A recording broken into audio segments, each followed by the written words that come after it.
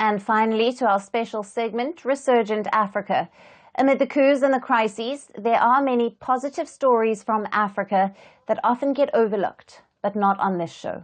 Our final story is from Lamu, a small coastal town in Kenya and also a World Heritage Site. For years, the town has been known for its serene beaches and pristine waters, but now it faces severe threats due to plastic pollution. Tons of plastic are being washed up on Lamu's beaches.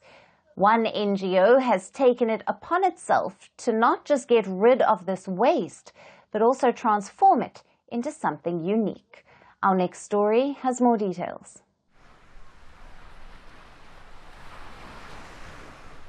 Plastic pollution is a menace wrecking much of our world. From beaches to mountains, the planet appears to be swimming in discarded plastic. Kenya's coastal town of Lamu once boasted of its pristine Indian Ocean waters and breathtaking beaches. But today, they are littered with all kinds of plastics. Lamu's tourism sector was a leading economic fetcher for Kenya. But the dirt has turned the town dreary. It has taken away its charm, and tourism has taken a hit. The town, which is a World Heritage Site, has suffered immensely, but some wish to revive its beauty. In a unique and commendable effort, Lamu's tons of plastic waste is being turned into furniture and even a dhow boat. The task has been undertaken by an NGO called Flipflopi. Founded in 2016, the project has been receiving grants from other NGOs, which it uses to buy plastic waste from workers. These workers pick the large amount of waste from Lamu's beaches. I am a co-founder of the Flipflop project, and we are collecting the waste plastic around Lamu archipelago, and we process those ones to make boats, furniture, and also doing a lot of research on what we can do with the plastic.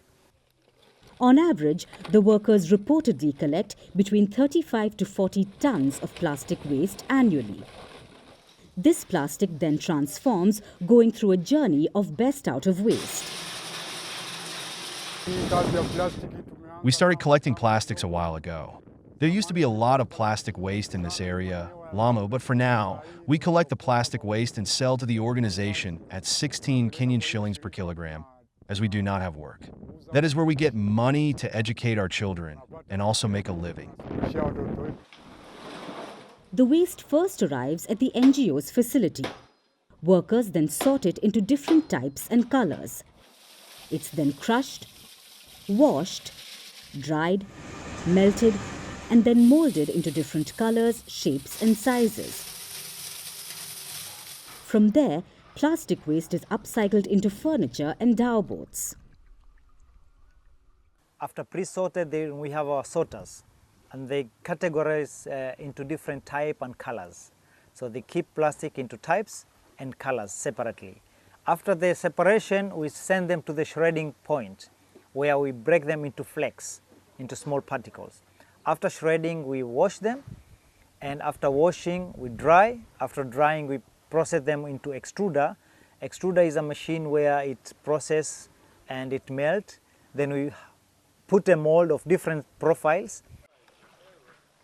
Since 2019, the NGO has been sailing Flipflopi, which is claimed to be the world's first recycled plastic sailing dhow.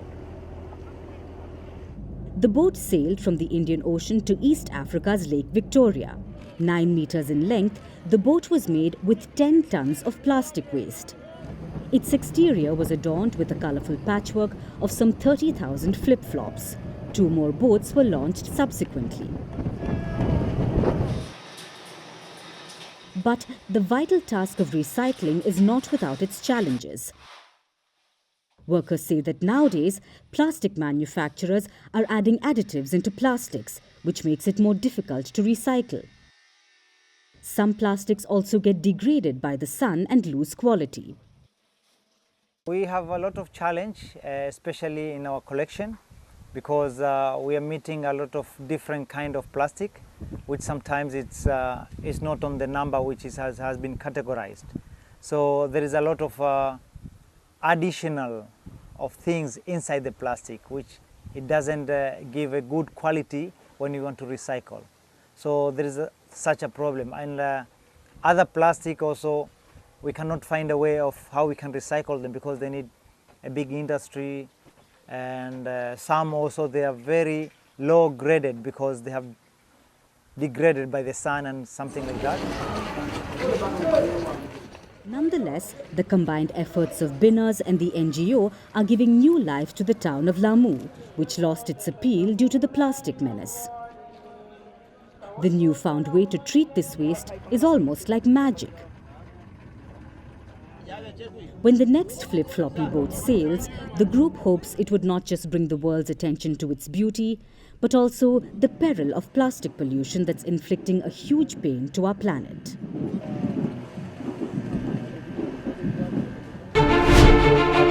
Firstpost decodes the U.S. election,